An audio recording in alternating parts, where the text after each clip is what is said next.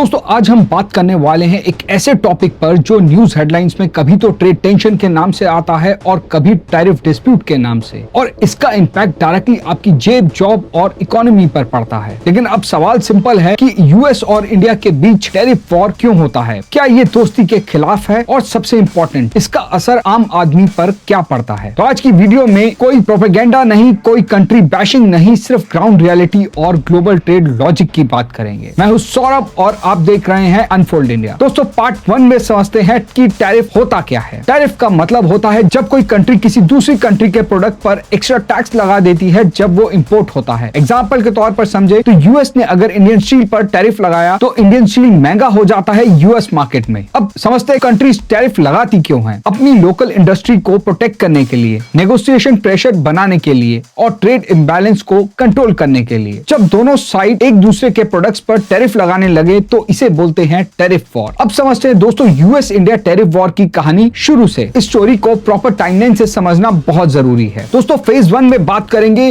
2018 के यूएस के global steel और एल्यूमिनियम मूव की। 2018 में यूएस ने दुनिया भर के स्टील और एल्यूमिनियम इंपोर्ट्स पर हेवी टैरिफ लगा दिया था। रीजन दिया गया था नेशनल सिक्योरिटी। इसके अंडर एक लॉ यूज हुआ जो कि सेक्शन 232 है। इस मूव से चाइना हिट हुआ, यूरोप हिट हुआ और इंडिया भी हिट हुआ। इंडिया ने बोला कि स्टील और एल्यूमिनियम नेशनल सिक्योरिटी का थ्रेट कैसे हो सकता है। अब बात करते हैं दोस्तों फेज 2 में 2019 के जीएसपी रिमूवल की। जीएसपी होता क्या है? जीएसपी होता है जनरलाइज्ड सिस्टम ऑफ प्रेफरेंसेस। इसके अंडर यूएस डेवलपिंग कंट्रीज के कुछ प्रोडक्ट्स को ड्यूटी फ्री एक्सेस देता है। इंडिया इस स्कीम का मेजर बेनिफिशियरी था। 2019 में यूएस ने इंडिया को जीएसपी से हटा दिया। यूएस का लॉजिक ये था कि इंडिया अपना मार्केट फुली ओपन नहीं कर रहा, टैरिफ्स कंपैरेटिवली ज्यादा है और यूएस कंपनीज को इक्वल एक्सेस नहीं मिल रहा, जिसके रिस्पॉन्स में इंडिया ने 28 यूएस प्रोडक्ट्स पर रिटेलिएटरी टैरिफ लगाना शुरू कर दिया, जैसे कि एप्पल्स, आलमंड्स, वॉलनट्स और लेंटिल्स। यहीं से US versus Indian tariff war का टेंशन पब्लिकली स्पॉट में आया। दोस्तों यहाँ एक इंपॉर्टेंट इंस्टीट्यूशन आता है पिक्चर में जिसका नाम है WTO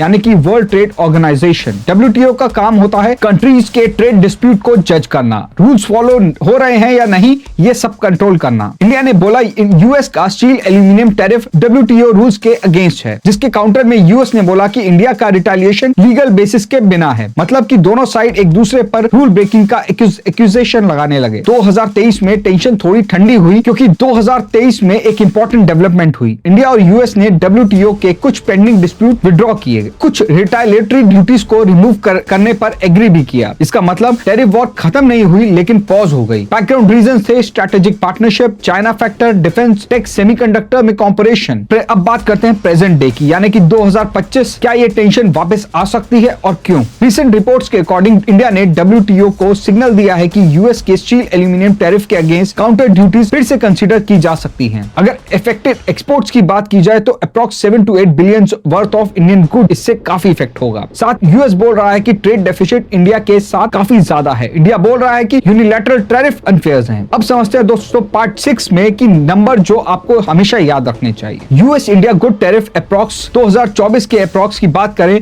तो टोटल ट्रेड हुआ $129 बिलियन का, जिसमें यूएस एक्सपोर्ट टू इंडिया था $41 billion, US import from India था $87 बिलियन, यानी कि यूएस ट्रेड डेफिसिट हुआ 45 to 46 बिलियन का। ये डेफिसिट फिगर यूएस पॉलिटिक्स में बार बार यूज होता है। अब समझते हैं दोस्तों यूएस का point of view versus India का पॉइंट ऑफ व्यू। यूएस का लॉजिक ये है कि इंडिया टैरिफ्स अभी भी बहुत हाई हैं, मार्केट एक्सेस लिमिटेड है और ट्रेड डेफिसिट बढ़ता जा रहा है। फेयर ट्रेड चाहिए। इंडिया का लॉजिक है कि यूएस नेशनल सिक्योरिटीज का एक्सक्यूज यूज कर रहा है, डेवलपिंग इकोनॉमीज को स्पेस मिलना चाहिए। रिटेलिएशन WTO रूल्स के अंडर अलाउड है और स्ट्रेटेजिक पार्टनरशिप का मतलब वन वे प्रेशर बिल्कुल नहीं होता। अब बात करते हैं कि कौन सा सेक्टर इससे इंपैक्ट होता है। अगर यूएस टैरिफ बढ़ता है तो स्टील एंड एल्यूमिनियम एक्सपोर्टर्स को इंपैक्ट होगा, मेटल बेस्ड MSMEs को इंपैक्ट हो सकता है, डाउनस्ट्रीम मैन्युफैक्चरिंग जॉब्स पर इंपैक्ट पड़ सकता है। अगर इंडिया रिटेलिएट करता है तो यूएस एग्रीकल्चर प्रोडक्ट्स यानी कि एप्पल्स और आलमंड्स पे इफेक्ट आ सकता है। प्राइसेस इंडियन कंज्यूमर्स के लिए बढ़ सकते हैं, इंपोर्टर्स इफेक्टेड होते हैं। तो बॉटम लाइन क्लियर है दोस्तों, टैरिफ वॉर में कोई क्लियर विनर नहीं होता। अब बात करते हैं कि क्या ये दोस्ती के खिलाफ है? शॉर्ट आंसर इज नहीं।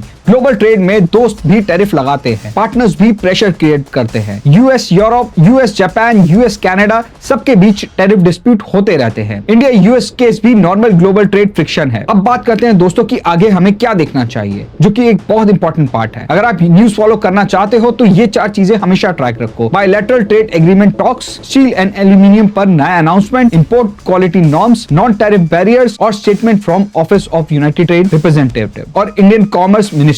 यहीं से क्लियर होगा कि टेंशन बढ़ेगी या फिर डील से सॉल्व होगी। अब बात करते हैं दोस्तों फाइनल वर्डिक्ट की। US versus India tariff war headlines का ड्रामा है, लेकिन असल में नेगोशिएशन टूल है। टैरिफ्स दोस्ती तोड़ते नहीं है, प्रेशर क्रिएट करते हैं। और याद रखो, ट्रेड वॉर का कॉस्ट हमेशा बिजनेस प्लस कंज्यूमर उठाते हैं, गवर्नमेंट नहीं। आप क्या सोचते हो, इंडिया को टफ स्टैंड लेना चाहिए या नेगोशिएशन बेटर ऑप्शन है? कमेंट में अपनी राय जरूर बताओ। अगर ऐसे डीप एक्सप्लेनर आपको पसंद आते हैं तो लाइक, शेयर और फॉलो करो अनफोल्ड इंडिया को, क्योंकि यहाँ न्यूज नहीं कॉन्टेक्स्ट अनफोल्ड होते हैं। धन्यवाद।